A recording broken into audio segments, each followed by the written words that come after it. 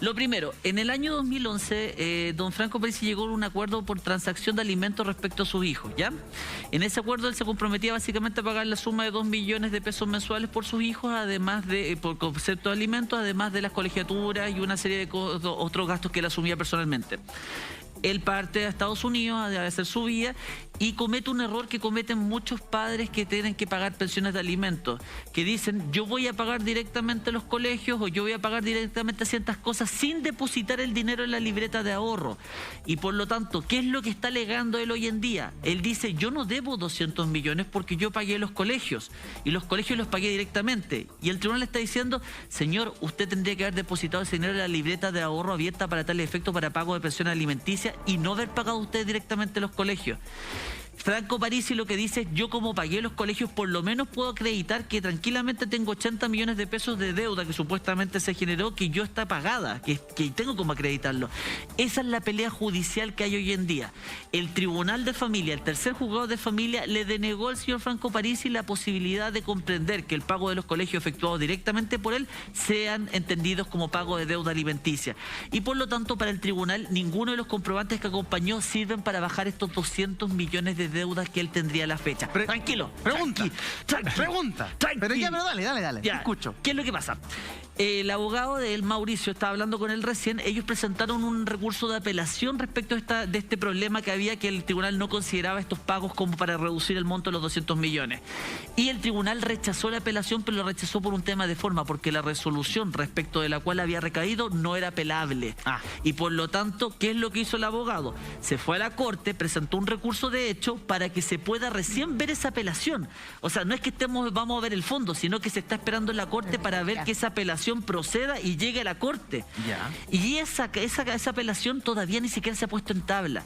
Y hablaba con Mauricio que es imposible que el fondo de esta materia se vea antes de las elecciones. Es imposible. O sea, el tema judicial no lo va a solucionar antes de las elecciones. Efectivamente. El tema judicial no hay cómo solucionar esto de los 200 millones antes del 21 de noviembre. Eso es un hecho de la causa. Pregunta, porque esta explicación que tú nos haces, esta contextualización, que es muy completa, muy buena, la habíamos escuchado.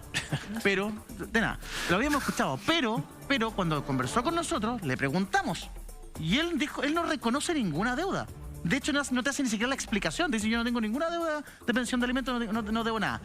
Pregunta, ¿por qué él o un padre, en la situación en la que estaba él, decide pagar directamente el colegio y no ir directamente a la cuenta creada para esos fines? Eso es, para todos los abogados que han visto alguna vez familias, es un caso típico. ¿Qué es lo que ocurre? Se llega a un acuerdo de un monto, el tribunal fijó un monto de pensión de alimentos, 500, 600, en este caso 2 millones de pesos. Y muchas veces la falta de comunicación entre los padres, como llega la hora de pagar los colegios, oye, sí, sabes que no, anda a pagarlo tú directamente al colegio y en vez de depositarme 1 millón, deposítame las 300 lucas, que es la diferencia entre el pago del colegio y esto nomás. Y eso es lo que no entienden los papás, que va generando una deuda, porque para tribunales tú tienes que depositar el 1 millón de pesos. Si tú no depositas el 1 millón de pesos, suenas tú como de alimentante. ¿Cuál es el tema? Que muchas veces las mamás a veces tampoco van y pagan los colegios, sacan de la plata de la pensión de alimentos y pagan los colegios o pagan otras deudas que tienen más importantes. Entonces los papás dicen, no, yo me voy a asegurar de que el colegio se pague. Entonces yo te pago una X cantidad en el colegio directamente y el saldo te lo deposito en la cuenta. Ese es el peor error que puedes cometer en la vida. Salvo que esté acreditado como parte de la mediación y del acuerdo con el tribunal que puedan pagar directo. Porque hay acuerdos que llegan así. Eso es lo inteligente hacer. Pero además... Pero es muy difícil que lo hagan, porque el tribunal normalmente cuando te va a pedir que tú siempre hagas el depósito de la libreta de ahorro, porque le simplificas el tema de las liquidaciones de deuda.